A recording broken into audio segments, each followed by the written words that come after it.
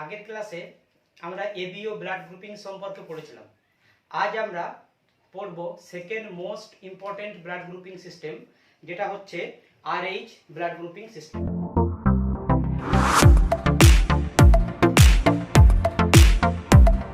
আজ আমরা পড়ব Rh blood grouping system. Rh blood grouping system, ঠিক আছে। আজ আমরা আরএইচ ব্লাড গ্রুপ নিয়ে আলোচনা করব মেনলি। তো আরএইচ ব্লাড গ্রুপিং সম্পর্কে পড়ার আগে আমরা একটু দেখে নেব যে আরএইচ যে ব্লাড গ্রুপটা আছে বা আরএইচ অ্যান্টিজেন বা আরএইচ ফ্যাক্টর যাই বলি না কেন, সেটা কিভাবে আবিষ্কৃত হলো। বিজ্ঞানীরা যখন রিসার্চ করছিলেন তখন কি করছিলেন, তখন ওনারা একটা বানরকে নিয়ে রিসার্চ শুরু করেছিলেন। কিভাবে আবিষ্কৃত হলো সেটা আমরা একটু দেখব। প্রথমত বিজ্ঞানীরা যখন রিসার্চ চালাচ্ছিলেন তখন কি করলেন, ওনারা একটা বানরের কিছু আরবিসি নিয়ে, এই বানরটার নাম হচ্ছে রেসাস মাঙ্কি। রেসাস মাঙ্কি, ঠিক আছে। তো কি করলেন, এই রেসাস মাঙ্কির কিছু আরবিসি নিয়ে একটা ছোট একটা প্রাণীর দেহে ইনজেক্ট করা হলো। এর আরবিসি নিয়ে এর শরীরে ইনজেক্ট করা হলো বা ট্রান্সফিউজ করা হলো। তাহলে এখন এখানে কি ঘটনা ঘটবে, এখন এখানে দেখা যাবে যে এই যে বানরের আরবিসি গুলো ছিল, সেই আরবিসি গুলো এর সিস্টেম অনুযায়ী কিন্তু সেগুলো ফরেন, ঠিক আছে। তাহলে এর সিস্টেমে যখনই কোনো বানরের আরবিসি যাবে তখন এর শরীরে কিন্তু এই আরবিসি গুলোর এগেনস্টে কিছু অ্যান্টিবডি তৈরি হবে। এই ঘটনাটা ঘটলো। এরপরে বিজ্ঞানীরা কি করলেন, এই অ্যান্টিবডিগুলো নিলেন। অ্যান্টিবডিগুলো নেওয়ার পরে অ্যান্টিবডিগুলো নিয়ে আর এর আরবিসি সঙ্গে রিঅ্যাকশন করালেন। সেক্ষেত্রে দেখা গেল যে বানরের আরবিসি এবং এই ছোট প্রাণীটা গিনিপিগ বা খরগোশ জাতীয় কোনো প্রাণী, তার শরীরে উৎপন্ন অ্যান্টিবডিগুলোর সঙ্গে আরবিসির কিন্তু বানরের আরবিসিগুলোর অ্যাগ্লুটিনেশন দেখা যাচ্ছে, এবং এই অ্যাগ্লুটিনেশনটা কিন্তু 100% ক্ষেত্রে দেখা যাচ্ছে। 100% ক্ষেত্রে কিন্তু আর বানরের আরবিসির সঙ্গে এই প্রাণীটার দেহে উৎপন্ন যে অ্যান্টিবডিগুলো তার সঙ্গে কিন্তু 100% অ্যাগ্লুটিনেশন দেখাচ্ছে। কেন 100% অ্যাগ্লুটিনেশন দেখানোরই কথা, কেন কি এই যে আরবিসি গুলো আছে, এই আরবিসির সারফেসে বিভিন্ন রকম অ্যান্টিজেন আছে। সেই অ্যান্টিজেনগুলো এগেনস্টে এর শরীরে অ্যান্টিবডি তৈরি হবে, এবং এই অ্যান্টিবডিগুলো সেই অ্যান্টিজেনের সঙ্গে অ্যাগ্লুটিনেশন করবে। এটাই হলো স্বাভাবিক ঘটনা। এই ক্ষেত্রে কোনো কিছু ব্যতিক্রম দেখা গেল না। কিন্তু পরের স্টেজে কি হলো, পরের স্টেজে এই যে ছোট প্রাণীটা ছিল, এই ছোট প্রাণীটার অ্যান্টিবডিগুলো নিয়ে আরবিসি এর অ্যান্টিবডি গুলো নিয়ে হিউম্যান আরবিসির সঙ্গে রিঅ্যাকশন করানো হলো, মিক্স করা হলো।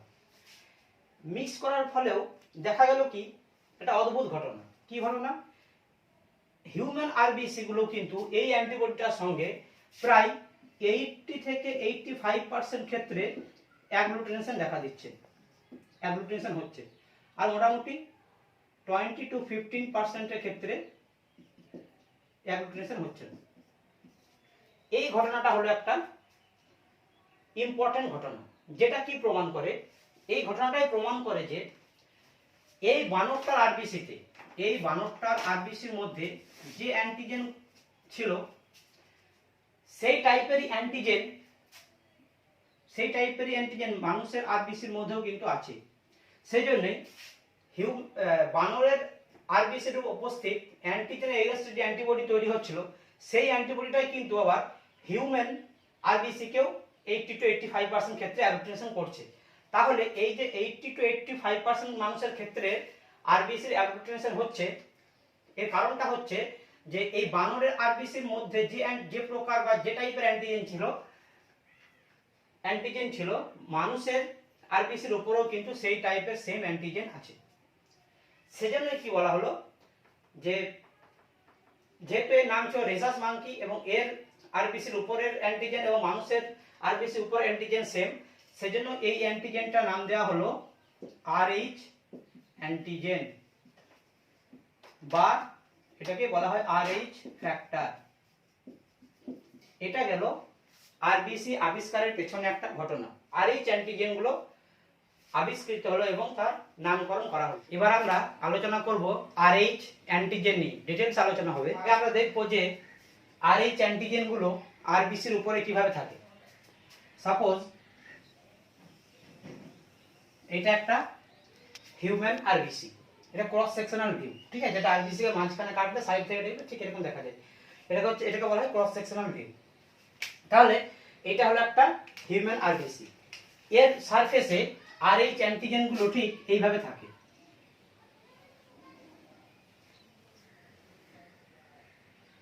ঠিক আছে, তাহলে আরবিসির সারফেসে অ্যান্টিজেন গুলো, আরএইচ অ্যান্টিজেন গুলো ঠিক এইভাবে থাকে। এখন আমরা যদি এই স্ট্রাকচারটাকে ভালোভাবে লক্ষ্য করি তাহলে দেখতে পাবো যে এই একটা অ্যান্টিজেন আরবিসির সারফেসকে বা আরবিসি মেমব্রেনকে 12 বার ক্রস পাস করেছে। 1 2 3 4 5 6 7 8 9 10 11 12, 12 বার পাস করেছে। সেজন্য এই আরএইচ অ্যান্টিজেন গুলোকে বলা হয় 12 পাস, আর মেমব্রেনকে পাস করেছে সেজন্য বলে 12 pass membrane protein. Membrane protein. তাহলে আমরা এটা থেকে কি জানতে পারলাম? আরো একটা ইনফরমেশন পেয়ে গেলাম যে this Rh antigens are protein in nature, এটা কেমিক্যাল নেচার হচ্ছে প্রোটিন। ঠিক আছে, এখন এই যে আরএইচ অ্যান্টিজেন, এই আরএইচ অ্যান্টিজেন এখনো পর্যন্ত প্রায় 50-এরও বেশি প্রকারের আবিষ্কৃত হয়েছে।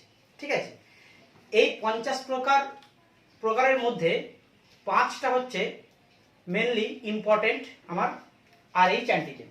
সেই 5টা কি? সেই 5টা হচ্ছে, একটা হচ্ছে ডি অ্যান্টিজেন, একটা হচ্ছে ই, একটা স্মল ই, একটা ক্যাপিটাল সি, একটা স্মল সি। ঠিক আছে, এই 5 প্রকার অ্যান্টিজেন হচ্ছে মোস্ট ইম্পর্টেন্ট অ্যান্টিজেন। এদের মধ্যে 5টার মধ্যে সবচেয়ে ইমিউনোলজিক্যালি ইম্পর্টেন্ট এবং যেটা সবচেয়ে বেশি পরিমাণ ইমিউনো রিঅ্যাকশন তৈরি করতে পারে বডির মধ্যে, সেটা হচ্ছে দিস ডি অ্যান্টিজেন। এটা হচ্ছে ইমিউনোলজিক্যালি ইম্পর্টেন্ট এবং এটা হচ্ছে মোস্ট প্রিভ্যালেন্ট আরএইচ অ্যান্টিজেন। তাহলে এটা যদি আমি এখানে আঁকি, এটা হচ্ছে ডি অ্যান্টিজেন এবং এটা হচ্ছে সবচেয়ে বেশি ইমিউনোজেনিক অ্যান্টিজেন এবং মোস্ট প্রিভ্যালেন্ট, এটাই সবচেয়ে বেশি পরিমাণে পাওয়া যায়। আর বাকি যেগুলো আছে এগুলোই ইমিউনোজেনিক, কিন্তু অতটা পরিমাণে ইমিউনোজেনিক নয় যতটা পরিমাণে ডি। সেজন্য এইগুলো অতটা আমাদের ইমিউনো সিস্টেমকে অ্যাক্টিভেট করে তার এগেইনস্ট অ্যান্টিবডি তৈরি করে আরবিসি ডিস্ট্রয় করতে পারে না, যতটা পারে ডি অ্যান্টিজেন। তাহলে ডি হলো most immunogenic, most prevalent antigen, Rh antigen. এটা হচ্ছে মোস্ট ইমিউনোজেনিক এবং মোস্ট প্রিভ্যালেন্ট আরএইচ অ্যান্টিজেন। ঠিক আছে, সেজন্য যখন দেখবে যে আমরা যখন আরএইচ গ্রুপিং করে থাকি, সেই আরএইচ যে অ্যান্টিবডিটা ব্যবহার করি, সেই অ্যান্টিবডিটার গায়ে লেখা থাকে যে anti D antibody, anti D antibody লেখা থাকে। কখনোই সেখানে অ্যান্টি আরএইচ অ্যান্টিবডি কিন্তু লেখা থাকে না। কেন? আমরা শুধুমাত্র ডিটাকে ডিটেক্ট করার চেষ্টা করি যে ডিটা প্রেজেন্ট আছে নাকি নেই। কারণ ডিটা প্রেজেন্ট থাকলেই আমার ইমিউনোজেনিক রিঅ্যাকশন হয়ে আরবিসি লাইসিস হওয়ার চান্স থাকে। সেজন্য শুধুমাত্র ডিটাকে আমরা ডিটেক্ট করার চেষ্টা করি। সেজন্যই যে রিজেনটা ব্যবহার করি অ্যান্টিবডিটা আমরা টেস্ট করার সময়, আরএইচ গ্রুপিং টেস্টের সময়, তখন সেই অ্যান্টিজেনের গায়ে দেখবে লেখা আছে যে অ্যান্টি ডি অ্যান্টিবডি। তার কারণটা হচ্ছে এটাই। আমরা পড়েছিলাম এবিও অ্যান্টিজেন, আর এখন আমরা পড়লাম আরএইচ অ্যান্টিজেন। এবার এই আরএইচ এর সঙ্গে এবিও কি মেন ডিফারেন্স কি? এবিও অ্যান্টিবডির ক্ষেত্রে এবিও আর এটা হচ্ছে আরএইচ। এবিও অ্যান্টিবডির ক্ষেত্রে আমরা দেখেছিলাম যে একটা আরবিসি, তার সারফেসে অলিগোস্যাকারাইড চেন, তার সঙ্গে ফুকন, তার সঙ্গে তোমার ইন অ্যাসিটাইল গ্যালাক্টোজামিন অথবা একটা কি থাকে গ্যালাক্টোজ। এটা এ অ্যান্টিজেন বলি আমরা, এটাকে বি অ্যান্টিজেন। তাহলে এই যে এ অ্যান্টিজেন বা বি অ্যান্টিজেন এইগুলোর নেচার হচ্ছে কার্বোহাইড্রেট ইন নেচার, মানে সবগুলো দেখো কার্বোহাইড্রেটের একটা মানে তিনটে কার্বোহাইড্রেট একসঙ্গে কম্বাইন্ড অবস্থা থাকে। তাহলে এই অ্যান্টিজেনগুলোর নেচার হচ্ছে কার্বোহাইড্রেট, আর আরএইচ এর নেচার হচ্ছে প্রোটিন। আমি আগেই বলেছি যে 12 পাস মেমব্রেন প্রোটিন, তার মানে আরএইচ এর নেচার হচ্ছে প্রোটিন ইন নেচার। ঠিক আছে, এটা একটা মেন ডিফারেন্স এবিও সঙ্গে আরএইচ এর। তারপর এ বি অ্যান্টিজেনের এগেইনস্ট যে অ্যান্টিবডিগুলো তৈরি হয় সেই অ্যান্টিবডিগুলো নরমালি আইজিএম টাইপের হয়, আর আরএইচ অ্যান্টিজেনের এগেইনস্টে নরমাল যে অ্যান্টিবডিগুলো উৎপন্ন হয় সেগুলো আইজিজি টাইপের হয়। ঠিক আছে, এই দুটো ডিফারেন্স গেল। তাহলে আমরা কি জানতে পারলাম এখান থেকে যে ABO carbohydrate in nature, Rh protein in nature, anti ABO antibodies are IgM, আর anti Rh antibodies are IgG type. Okay, এখন শুধু ডি নিয়ে আমি কথা বললাম, তাহলে কি এগুলো নিয়ে আলোচনা হবে না? এগুলো নিয়ে আলোচনা হবে। এটা করার জন্য কিছু আমার আরবিসির ছবি দরকার। সে আরবিসির ছবিটা আমি আগে এঁকে নিই। এটা একটা আরবিসি, এটা একটা আরবিসি, এটা একটা আরবিসি, এটা একটা আরবিসি, আর এটা একটা আরবিসি।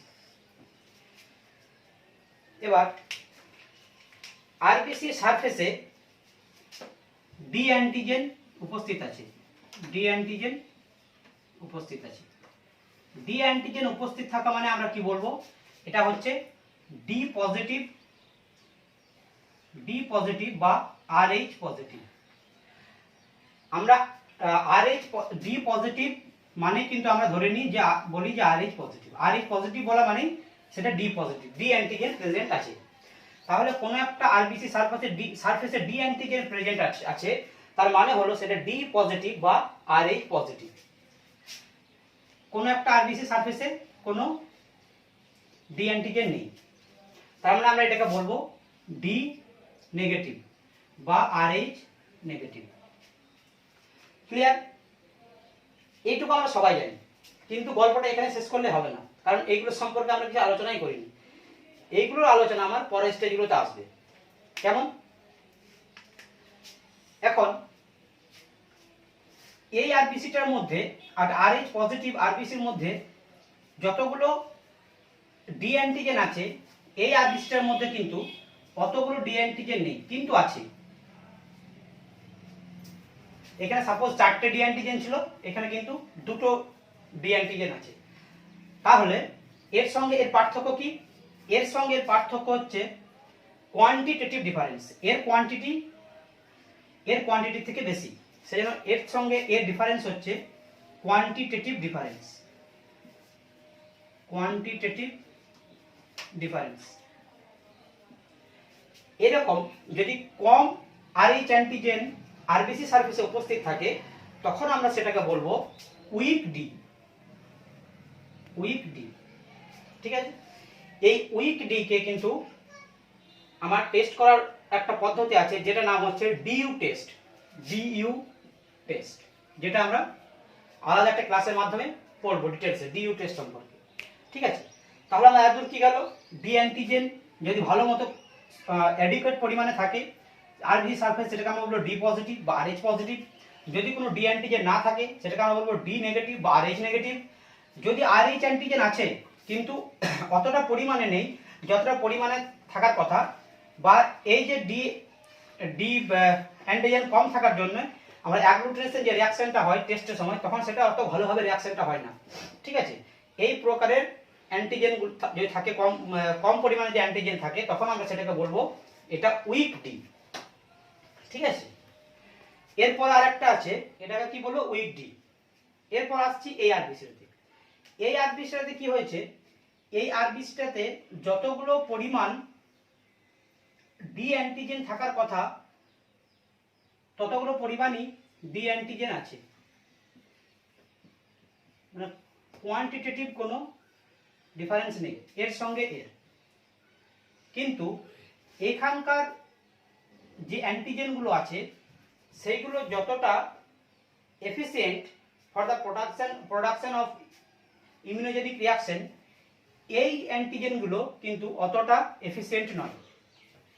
সেজন্য এর সঙ্গে এর পার্থক্য হচ্ছে কোয়ালিটেটিভ ডিফারেন্স। মানে এর এই যে RH পজিটিভের ক্ষেত্রে, নর্মাল RH পজিটিভের ক্ষেত্রে যে ডি অ্যান্টিজেনগুলো আছে সেইগুলোর যতটা ভালো কোয়ালিটি, এই অ্যান্টিজেনগুলো কোয়ালিটি কিন্তু অতটা ভালো নয়। ঠিক আছে, সেজন্য এর সঙ্গে এর ডিফারেন্স হচ্ছে কোয়ালিটেটিভ ডিফারেন্স।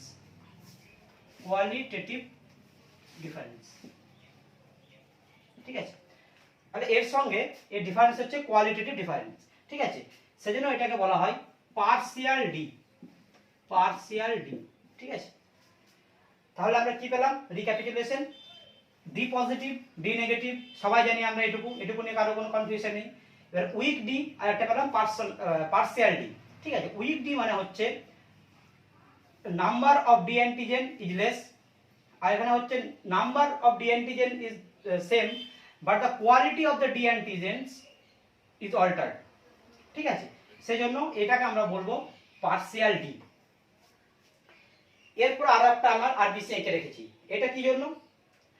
এইটাকে বলা হয় RH নাল।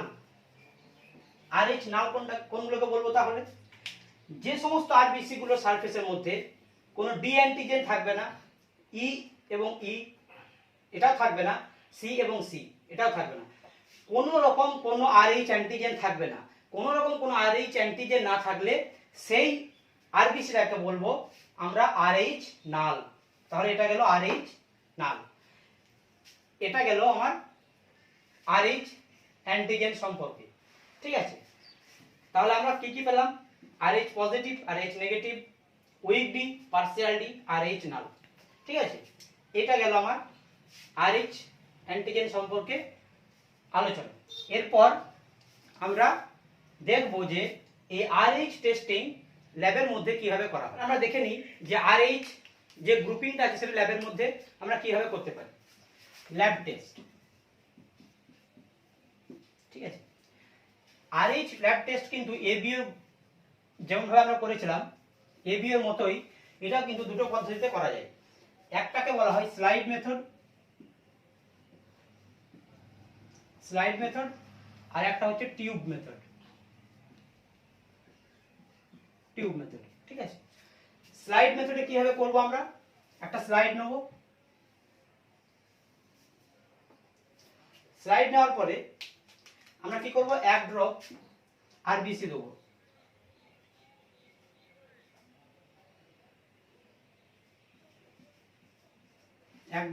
আমরা স্লাইডের মধ্যে দেবো।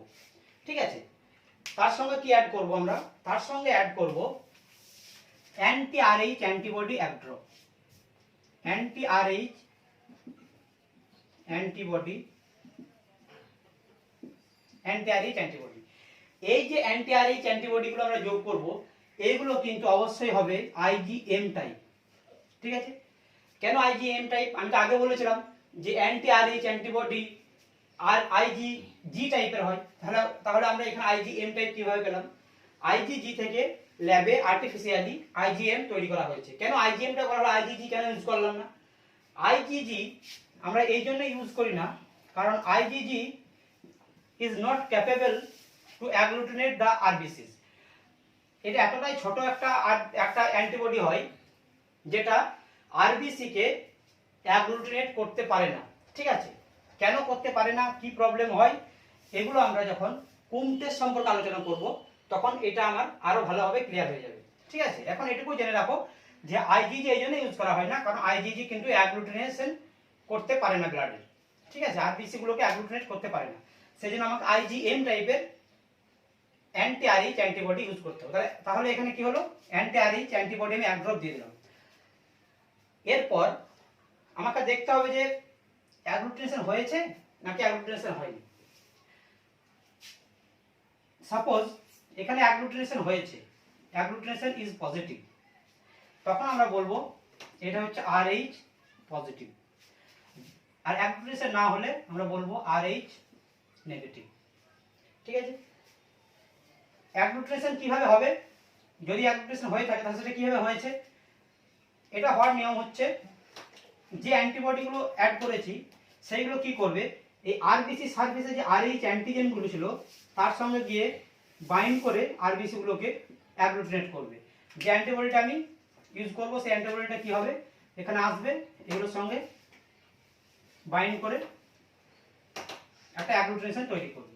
ঠিক আছে, তাহলে RH পজিটিভ পাওয়া মানে অ্যাগ্লুটিনেশন পাওয়া মানে আমরা কি বলবো, যে এই যে আরবিসি গুলো ছিল সেই আরবিসি সারফেসে RH অ্যান্টিজেন ছিল, যার ফলে অ্যান্টি RH অ্যান্টিবডি অ্যাড করার পর আমার অ্যাগ্লুটিনেশন দেখা গেছে। তাহলে অ্যাগ্লুটিনেশন দেখা যাওয়া মানে হচ্ছে RH পজিটিভ, অ্যাগ্লুটিনেশন যদি না হয় তাহলে বলবো RH নেগেটিভ। এখন এখানে আমি RH নেগেটিভ পেয়ে গেলাম মানেই কিন্তু RH নেগেটিভ কনফার্ম নয়। ঠিক আছে, কনফার্ম হওয়ার জন্য আমাকে প্রত্যেকটা RH নেগেটিভের DU টেস্ট করতে হবে, DU টেস্ট করতে হবে। ঠিক আছে, কেন, যদি উইক DU টেস্ট আমরা কখন করি, উইক ডি অ্যান্টিজেন থাকলে, তাহলে উইক ডি যদি থাকে, খুব কম পরিমাণে যদি থাকে, তাহলে কি হবে, আমার অ্যাগ্লুটিনেশনটা ভিজিবল হবে না নরমালি। সেজন্য তখন আমাকে DU টেস্টের মাধ্যমে RH অ্যান্টিজেন প্রেজেন্ট আছে কি নেই সেটা কনফার্ম করতে হবে। সেজন্য বলা হয়েছে যে প্রত্যেক RH নেগেটিভ স্যাম্পলকে আমার DU টেস্ট দিয়ে কনফার্ম করতে হবে। তাহলে এটা আমাদের গেল স্লাইড মেথডে RH গ্রুপিং কিভাবে করব তার পদ্ধতি। এবার আমরা দেখব টিউব মেথড। টিউব মেথডটা কিন্তু এবিওর ক্ষেত্রে ঠিক যেমন বলেছিলাম সেই রকমই হবে। একটা টেস্ট টিউব নিতে হবে, এই টেস্ট টিউবের মধ্যে আমাকে 1 ড্রপ ওয়াশড আরবিসি নিতে হবে। কিভাবে ওয়াশ করতে হয় সেটা আমি আগের এবিও বলার সময়ই বলে দিয়েছিলাম। সেভাবে ওয়াশ করার পরে 1 ড্রপ কি নেব, ওয়াশড আরবিসি, আর 1 ড্রপ এই দিক থেকে আর 1 ড্রপ আমি অ্যাড করব। আচ্ছা, এই যে ওয়াশড আরবিসি এটা হবে 5%, 5% স্ট্রেংথ হবে 5% ওয়াশড আরবিসি। ঠিক আছে, তার সঙ্গে আমি 1 ড্রপ অ্যাড করব অ্যান্টি RH বা সবচেয়ে বলা ভালো অ্যান্টি ডি অ্যান্টিবডি। ঠিক আছে, এই ক্ষেত্রে কিন্তু তাই, এখানে অ্যান্টি RH অ্যান্টিবডি যেটা আমি বলেছিলাম সেটা অ্যাকচুয়ালি অ্যান্টি ডি অ্যান্টিবডি। ঠিক আছে, এটা অ্যাকচুয়ালি অ্যান্টি ডি, কারণ আমরা ডিটা ডিটেক্ট করি, আমরা সি বা ই আমরা ডিটেক্ট করি না, ডি, সেজন্য অ্যান্টি ডি অ্যান্টিবডি বলাটাই সবচেয়ে ভালো। এখানেও তাই, অ্যান্টি ডি অ্যান্টিবডি আমি 1 ড্রপ অ্যাড করব। অ্যাড করার পর এটাকে কি করতে হবে, একটু সেন্ট্রিফিউজ করে নিতে হবে। সেন্ট্রিফিউজ করতে হবে কততে, 1500 আরপিএম এ 1 থেকে 2 মিনিট। করার পর আমাদেরকে লক্ষ্য করতে হবে যে এখানে কোনো অ্যাগ্লুটিনেশন হয়েছে কি হয়নি, কোনো অ্যাগ্লুটিনেশন হয়েছে কি হয়নি। যদি দেখা যায় যে একটা ক্লাম্পের মতো হয়ে আরবিসিটা একটা নিচে একদম এক কোণে লেগে আছে, উপরে পুরো ক্লিয়ার একটা ফ্লুইড সলিউশন দেখা যাচ্ছে, তাহলে একটু আবার একটু ঝাঁকি নিয়ে একটু সেটাকে ডিসলজ করে টেস্ট টিউবটাকে ডিসলজ করে আমাকে দেখতে হবে যে কোনো অ্যাগ্লুটিনেশন বা ক্লাম্পিং হয়েছে কিনা। যদি ক্লাম্পিং হয়ে থাকে, যদি ক্লাম্পিং পজিটিভ, তাহলে সেটাকে আমরা বলবো এটা RH পজিটিভ। যদি ক্লাম্পিং না থাকে সেটাকে বলবো RH নেগেটিভ। যদি যে এক একটা আরবিসি দেখা যাচ্ছে, যদি খালি চোখে অসুবিধা হয় সেটা একটা স্লাইডে নিয়ে তার মধ্যে কভার স্লিপ চাপা দিয়ে মাইক্রোস্কোপের মধ্যেও আমরা দেখতে পারি যে অ্যাগ্লুটিনেশন হয়েছে কিনা। যদি দেখা যায় যে না কোনো অ্যাগ্লুটিনেশন হয়নি, এক একটা আরবিসি সিঙ্গেল আরবিসি আমরা মাইক্রোস্কোপে দেখতে পাচ্ছি, তখন আমরা ধরে নেবো যে এখানে কোনো অ্যাগ্লুটিনেশন হয়নি। আর যদি দেখা যায় মাইক্রোস্কোপে দেওয়ার পর যে এক গুচ্ছ আকারে একটা ক্লাম্পের মতো একদম দেখা যাচ্ছে আরবিসির, তখন আমরা বলবো যে এটা agglutination positive and the blood is RH positive. তাহলে এই দুটো মেথড আমার গেল, একটা স্লাইড মেথড, একটা টিউব মেথড। এই দুটো মেথডের মাধ্যমে আমরা RH গ্রুপিং করতে পারি। এরপর আমরা RH এবং ABO এই দুটোকে কম্বাইন করে কি কি ব্লাড গ্রুপ পেতে পারি সেটা আমরা দেখার চেষ্টা করব। প্রথমে আমি একটা আরবিসি নিলাম যার সারফেসে, একটা আরবিসি নিলাম যার সারফেসে এ অ্যান্টিজেন আছে, এ অ্যান্টিজেন আছে, এটা হলো এ অ্যান্টিজেন। তাহলে কি হতে পারে, এ অ্যান্টিজেন আছে, তার সঙ্গে আবার RH অ্যান্টিজেনও আছে, তার সঙ্গে RH অ্যান্টিজেনও আছে। তাহলে RH in the sense D antigen. তাহলে এ আছে, তার সঙ্গে ডি অ্যান্টিজেন, RH ডি অ্যান্টিজেনও আছে। তাহলে আমরা এটাকে বলবো এটা হচ্ছে এ পজিটিভ। ঠিক আছে, যদি এরকম হয় যে আরবিসি সারফেসে এ অ্যান্টিজেন আছে কিন্তু কোনো RH বা RH-D কোনো অ্যান্টিজেন নেই, তখন আমরা এটাকে বলবো এ নেগেটিভ। ঠিক আছে, এটাকে বলবো এ পজিটিভ। ক্লিয়ার? এর ক্ষেত্রে এ পজিটিভ এ নেগেটিভ দুটো পেলাম। বি এর ক্ষেত্রেও তাই। একটা আরবিসি যার সারফেসে আমার বি অ্যান্টিজেন আছে, তার সঙ্গে আমার কি আছে RH অ্যান্টিজেনও আছে। এটা বি অ্যান্টিজেন, তার সঙ্গে RH অ্যান্টিজেন। ঠিক আছে, তাহলে এটাকে আমরা বলবো বি পজিটিভ। ক্লিয়ার? এটাকে বলবো আমরা বি পজিটিভ। যদি আর বি অ্যান্টিজেন আছে কিন্তু কোনো RH অ্যান্টিজেন নেই, বি অ্যান্টিজেন আছে কিন্তু কোনো RH অ্যান্টিজেন নেই, তখন আমরা এটাকে বলবো বি নেগেটিভ।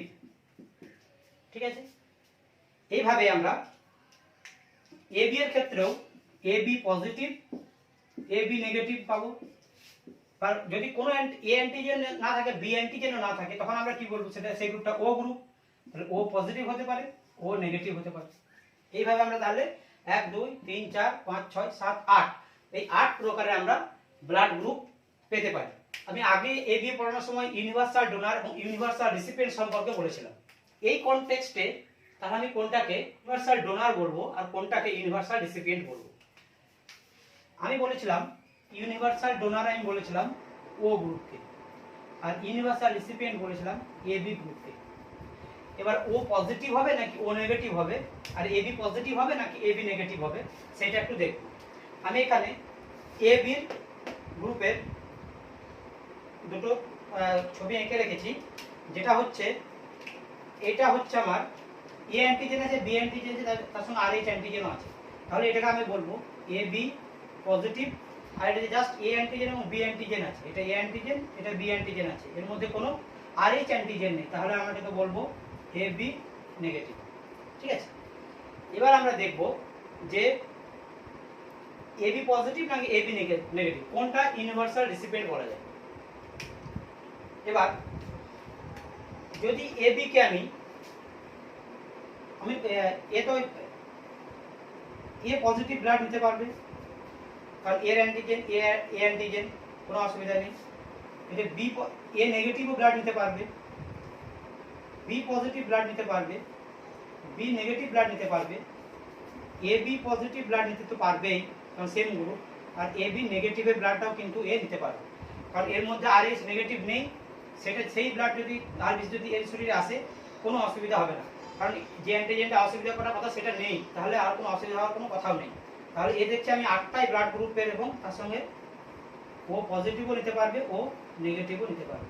তাহলে কি দেখতে পাচ্ছি আমি 8টা যে ব্লাড গ্রুপ ছিল, এই 8টা ব্লাড গ্রুপই কিন্তু এ বি পজিটিভ নিতে পারে, মানে এই 8টা ব্লাড গ্রুপের ব্লাডই কিন্তু এ বি পজিটিভ ডোনারের শরীরে আমরা ট্রান্সফিউজ করাতে পারি। সেজন্যই অপর দিকে যদি আমি দেখি যে এ বি নেগেটিভ সমস্ত নেগেটিভ গুলো নিতে পারবে, এ নেগেটিভ নিতে পারবে কিন্তু এ পজিটিভ নিতে পারবে, এ পজিটিভ পারবে না, কারণ এ পজিটিভ ক্ষেত্রে এর যে RH অ্যান্টিজেনটা আছে এটা এর শরীরে গিয়ে অ্যান্টি RH অ্যান্টিবডি তৈরি করে ব্লাডের হিমোলাইসিস ঘটাতে পারে। সেজন্য এ কিন্তু পজিটিভ একটা ব্লাড নিতে পারবে না, এ নেগেটিভ পারবে কিন্তু এ পজিটিভ পারবে না, বি পজিটিভ পারবে না কিন্তু বি নেগেটিভ নিতে পারবে। ঠিক আছে, সেইভাবে কি এ বি পজিটিভ নিতে পারবে না কিন্তু এ বি নেগেটিভ নিতে পারবে, ও পজিটিভ নিতে পারবে না কিন্তু ও নেগেটিভ নিতে পারবে। ঠিক আছে, তাহলে দেখা যাচ্ছে কি এ কিন্তু পজিটিভ যে ব্লাডগুলো A positive B positive A B positive বা ও ও পজিটিভ, সেই পজিটিভ ব্লাডগুলো কিন্তু এবি নেগেটিভ নিতে পারছে না। সমস্ত আরবিসি সমস্ত ব্লাড গ্রুপই নিতে পারে, তাকে আমরা বলবো ইউনিভার্সাল রিসিপিয়েন্ট। তাহলে এখানে ইউনিভার্সাল রিসিপিয়েন্ট হচ্ছে AB positive, not AB negative. Clear? আশা করি এটা ক্লিয়ার করা গেছে। এবার আমরা দেখব যে ইউনিভার্সাল ডোনার কোনটা, ও পজিটিভ নাকি ও নেগেটিভ। যদি আমরা ও সেল আঁকি, ও সেল যার কোনো যদি এই সাবস্টেন্স থাকবে, তার সঙ্গে কি থাকবে, RH বা RH ডি অ্যান্টিজেন, তাহলে আমরা এটাকে বলবো ও পজিটিভ। আর যদি উল্টোটা হয়, একটা আরবিসি যার মধ্যে H অ্যান্টিজেন, তার সঙ্গে কোনো RH অ্যান্টিজেন নেই, তাহলে আমরা বলবো এটা ও নেগেটিভ। এখন দেখব কে সমস্ত গ্রুপকে ব্লাড দিতে পারে। ঠিক আছে, ও পজিটিভ কি করবে, এ পজিটিভকে ব্লাড দিতে পারবে। এ কি করবে, এ নেগেটিভকে কিন্তু ব্লাড দিতে পারবে না। কেন পারবে না? কারণ যে এ নেগেটিভ তাদের কিন্তু RH অ্যান্টিজেন নেই, আর এ ও পজিটিভের ক্ষেত্রে কিন্তু RH অ্যান্টিজেন আছে। এই RH অ্যান্টিজেনটা যদি নেগেটিভের শরীরে যায়, তখন কিন্তু তার এগেইনস্টে অ্যান্টিবডি তৈরি হবে এবং আরবিসি লাইসিস ঘটে, বিভিন্ন রকম আরো কমপ্লিকেটেড সিচুয়েশন অ্যারাইজ হতে পারে। সেই জন্য পজিটিভ সেল বা পজিটিভ গ্রুপের ব্লাড কখনো নেগেটিভ গ্রুপের ব্লাডকে দেওয়া যায় না। তাহলে এ পজিটিভকে দিতে পারছে কিন্তু এ নেগেটিভকে দিতে পারছে না। সেইভাবে কি ও বি পজিটিভকে দিতে পারবে কিন্তু বি নেগেটিভকে দিতে পারবে না। ঠিক আছে, সেরকম ভাবে এ বি পজিটিভকে দিতে পারবে কিন্তু এ বি নেগেটিভকে দিতে পারবে না। আবার কি ও পজিটিভকে দিতে পারবে কিন্তু ও নেগেটিভকে দিতে পারবে না। এক্ষেত্রেও দেখা যাচ্ছে কি যে এ কিন্তু সমস্ত ব্লাড গ্রুপের রিসিপিয়েন্টকে কিন্তু ব্লাড ডোনেট করতে পারছে না। কি জন্য? এই ঠিক RH অ্যান্টিজেন থাকার জন্য। তাহলে ও পজিটিভকে কিন্তু আমরা ইউনিভার্সাল ডোনার বলতে পারি না। এবার দেখি ও নেগেটিভ পারে কিনা। ও নেগেটিভ কি করবে, এ পজিটিভকে দিতে পারবে, এ নেগেটিভকে দিতে পারবে, বি পজিটিভকে দিতে পারবে, বি নেগেটিভকে দিতে পারবে, ও পজিটিভকে দিতে পারবে, ও নেগেটিভকে দিতে পারবে, এ বি পজিটিভকে দিতে পারবে, এ বি নেগেটিভকে দিতে পারবে। কারণ পজিটিভ নেগেটিভ ব্লাডকে দিলেও যেহেতু এটা নেগেটিভ, এর মধ্যে কোনো RH অ্যান্টিজেন নেই, তাহলে কোনো ইমিউনোজেনিক কোনো রিঅ্যাকশনেরও কোনো চান্স নেই। তাহলে দেখা যাচ্ছে এই 8টা ব্লাড গ্রুপকেই ও নেগেটিভ ব্লাড ডোনেট করতে পারছে। সেই জন্য ও নেগেটিভকে আমরা বলবো ইউনিভার্সাল ডোনার। আশা করি বোঝা গেছে। ঠিক আছে, সেই জন্য যদি স্পেসিফিক্যালি জিজ্ঞেস করে যে কোন ব্লাড গ্রুপটাকে ইউনিভার্সাল ডোনার বলবো, তাহলে আমরা বলবো ও নেগেটিভ। আর এবিও এবং RH একসঙ্গে কম্বাইন করে যদি বলতে হয়, তাহলে বলবো ইউনিভার্সাল ডোনার হচ্ছে ও নেগেটিভ আর ইউনিভার্সাল রিসিপিয়েন্ট হচ্ছে এবি পজিটিভ। কেন হয় সেটা এটার মাধ্যমে আশা করি সবাই বুঝতে পেরেছো। যদি কারো বুঝতে কোনো রকম কিছু অসুবিধা হয়ে থাকে এগুলোর মধ্যে, তাহলে কমেন্ট বক্সের মাধ্যমে আমাকে তোমাদের প্রবলেমগুলো জানাবে, আমি সেটার রিপ্লাই দেওয়ার চেষ্টা করব। ঠিক আছে, আর যাদের এই ভিডিওগুলো ভালো লাগছে তারা একটু আমার চ্যানেলটাকে একটু সাবস্ক্রাইব করে বেল আইকনটাকে একটু অন করে রাখবে, তাহলে আমি নতুন নতুন ভিডিও যখনই দেবো তখনই তার নোটিফিকেশনটা তোমরা পেয়ে যাবে। তাহলে এটা আমার সমস্ত ইউনিভার্সাল ডোনার এবং ইউনিভার্সাল রিসিপিয়েন্ট নিয়ে বলার ছিল, এটুকু বলে দিলাম। ঠিক আছে, এবার RH অ্যান্টিজেন নিয়ে বা RH ব্লাড গ্রুপ নিয়ে আরো কিছু একটু বলার আছে আমার। জাস্ট দুটো পয়েন্ট বলবো। একটা হচ্ছে এই যে RH যে অ্যান্টিজেনগুলো আছে, RH অ্যান্টিজেনগুলো আমি বললাম কি যে এটা প্রোটিন। আর প্রোটিন মানে কি? প্রোটিন মানে হচ্ছে পলিপেপটাইড চেন। এইগুলোতে প্রায় 417 মতো পলিপেপটাইড চেন থাকে একটা আরবিসি চেনে। এরকম যে আরবিসি চেনটা আছে এর মধ্যে প্রায় আমি পলিপেপটাইড লিংকেজ আমি প্রায় 417টা মতো পেপটাইড লিংকেজ দেখতে পাই। ঠিক আছে, আর যেটা বলেছিলাম এবিও পড়ানোর সময় যে কারোর ব্লাড গ্রুপ এ, তাহলে তার থাকবে অ্যান্টি বি বা উল্টোটা বি হলে অ্যান্টি এ। এবার যেটা বলেছিলাম তখন আমি বলেছিলাম যে এই যে অ্যান্টিবডিগুলো এগুলো হচ্ছে ন্যাচারালি অকারিং, না অটোমেটিক। কারো ব্লাড গ্রুপ এ হলে তার শরীরে অটোমেটিক আমরা অ্যান্টি বি পাই। ঠিক আছে, কিন্তু RH এর ক্ষেত্রে কিন্তু সেটা প্রযোজ্য নয়। RH মানে অ্যান্টি RH অ্যান্টিবডি যেগুলো, সেগুলো কিন্তু ন্যাচারালি অকারিং নয়, ন্যাচারালি অকারিং কিন্তু নয়। ঠিক আছে, অ্যান্টি আরএইচ অ্যান্টিবডি তৈরি হতে গেলে যার শরীরে তৈরি করতে চাইছি তার শরীরে আমাকে আরএইচ অ্যান্টিজেন দিয়ে তার ইমিউন সিস্টেমকে আমাকে স্টিমুলেট করতে হবে। আর সেটা একমাত্র হয় মিসম্যাচ ট্রান্সমিশনের ক্ষেত্রে। যদি আমি দেখাই ভুল করে কোনো নেগেটিভ ডোনার নেগেটিভ রিসিপিয়েন্টকে আমি আরএইচ পজিটিভ ব্লাড ট্রান্সফিউজ করে দিই, তখন তার এগেনস্টে আমার অ্যান্টি আরএইচ অ্যান্টিবডি তৈরি হবে। তাহলে অ্যান্টি আরএইচ অ্যান্টিবডি তৈরি হতে গেলে আমাকে সেই আরএইচ অ্যান্টিজেন দিয়ে তার ইমিউন সিস্টেমকে আমাকে স্টিমুলেট করতে হবে, তবে আমার অ্যান্টি আরএইচ অ্যান্টিবডি তৈরি হবে। বডিগুলো কিন্তু ন্যাচারালি অ্যাপারিং অ্যান্টিবডি নয়। এটা কোনো বেবির মা যদি নেগেটিভ হয় আর বাবা যদি পজিটিভ হয়, নেগেটিভ মানে হচ্ছে আরএইচ নেগেটিভ, আর বাবা যদি আরএইচ পজিটিভ হয়, তখন তার যে বাচ্চাটা হবে সেই বাচ্চাগুলোর ব্লাড গ্রুপিং কেমন হতে পারে সেটা নিয়ে একটু আমরা চেকার বোর্ডের মাধ্যমে দেখার চেষ্টা করি। তার আগে বলে রাখি যে আরএইচ যে অ্যান্টিজেনগুলো তৈরি হচ্ছিল সেই অ্যান্টিজেনগুলো তৈরি হওয়ার জন্য কিন্তু ক্রোমোজোমের দরকার হয়। আর এই ক্রোমোজোমগুলো কোথায় থাকে? প্রিকারসর রেড সেলে থাকে, যেটা এবিএর ক্ষেত্রে বলেছিলাম সেই রকমই। এবার এই যে দুটো ক্রোমোজোম, এই দুটো ক্রোমোজোমের মধ্যে একটা আছে বাবার কাছ থেকে, একটা আছে মায়ের কাছ থেকে। এবার যদি এই যে জিনটা ছিল আরএইচডি জিন, আরএইচডি জিন যেটা ছিল সেটা হতে কিরকম হতে পারে যে এই জিনটাও ডি অ্যান্টিজেন তৈরি করছে এবং মায়ের জিনটাও ডি অ্যান্টিজেন তৈরি করছে। তাহলে তখন এর জেনোটাইপ আমরা পাই ডিডি, অথবা মা করছে অথবা মায়ের জিনটা ডি প্রডিউস করছে, বাবার জিনটা করছে না, অথবা উল্টোটা বাবারটা করছে মায়েরটা করছে না, তখন আমরা পেতে পারি D small D. Small D মানে হচ্ছে নো ডি, ঠিক আছে? তাহলে আমরা কি হতে পারে small D, D small D, এরকম দুটো জেনোটাইপ আমরা পেতে পারি, কিন্তু উভয় ক্ষেত্রেই ফেনোটাইপ হবে ডি, মানে আরএইচ পজিটিভ দেখাবে, ঠিক আছে? এবার নতুন যে কাপল, নতুন যে কাপল যারা নতুন বিবাহ হয়েছে তাদের হাজবেন্ড আর ওয়াইফ, এবার হাজবেন্ড হচ্ছে আরএইচ পজিটিভ আর ওয়াইফ হচ্ছে আরএইচ নেগেটিভ।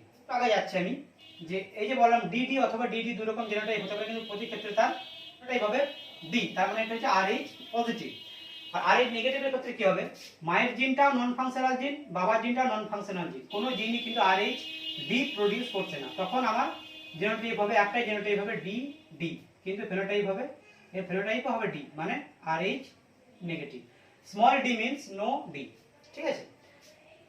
তাহলে এবার এই কাপল যাদের নতুন বিবাহ হয়েছে হাজবেন্ড আর ওয়াইফ, হাজবেন্ড হচ্ছে আরএইচ পজিটিভ, ওয়াইফ হচ্ছে আরএইচ নেগেটিভ, ঠিক আছে?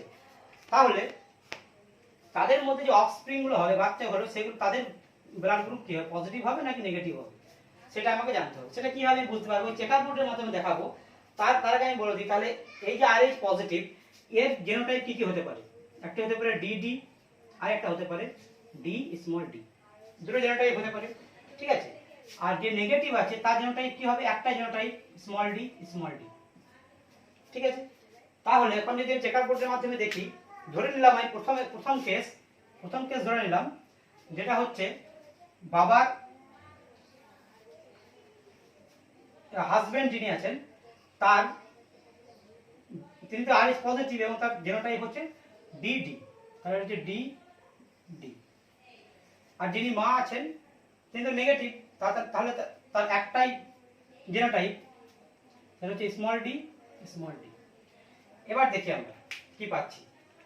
এবার ডিডি মানে ক্যাপিটাল ডি স্মল ডি, আবার একটা ক্যাপিটাল ডি স্মল ডি, এর সঙ্গে এর ক্যাপিটাল ডি স্মল ডি, এর সঙ্গে এর ক্যাপিটাল ডি স্মল ডি, এর সঙ্গে এর ক্যাপিটাল ডি স্মল ডি।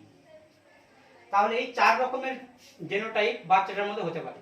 আর চার রকমের জেনোটাইপে কিন্তু জেনোটাইপ যে চার রকমের জেনোটাইপ আমরা পাচ্ছি, চারটে কিন্তু আমরা পাচ্ছি DD genotype, small D capital D small D genotype, আর এর ফেনোটাইপ হচ্ছে ডি, মানে হচ্ছে আরএইচ পজিটিভ।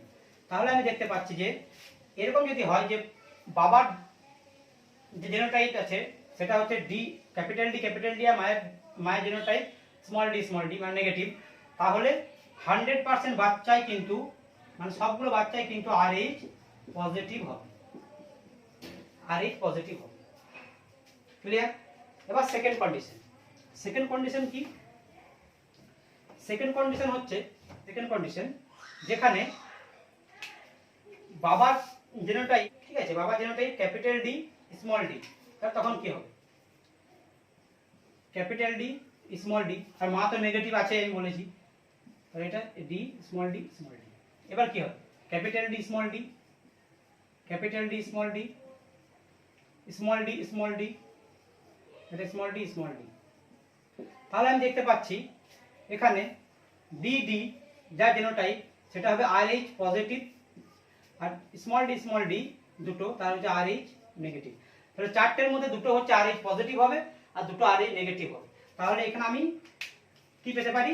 50% বাচ্চা হবে RH পজিটিভ আর 50% বাচ্চা যারা হবে RH নেগেটিভ। ঠিক আছে, এটা গেল চেকার বোর্ডের মাধ্যমে কোন ব্লাড গ্রুপের বাচ্চা হতে পারে তার একটা আইডিয়া। এরপর যদি নেগেটিভ ব্লাড গ্রুপের মা হয় আর পজিটিভ ব্লাড গ্রুপের বাবা হয়, এবং যে বাচ্চাটা হচ্ছে সেই বাচ্চাটা যদি RH পজিটিভ হয়, তখন কি কি কমপ্লিকেশন হতে পারে first pregnancy, second pregnancy, third প্রেগন্যান্সিতে, সেটা নিয়ে আমরা ডিটেইলস আলোচনা করব, যার নাম হচ্ছে কুম টেস্ট। সেই কুম টেস্ট নিয়ে হয়তো আমরা পরের ক্লাসে আলোচনা করতে পারি। ততক্ষণ পর্যন্ত এতটুকু জেনে রাখো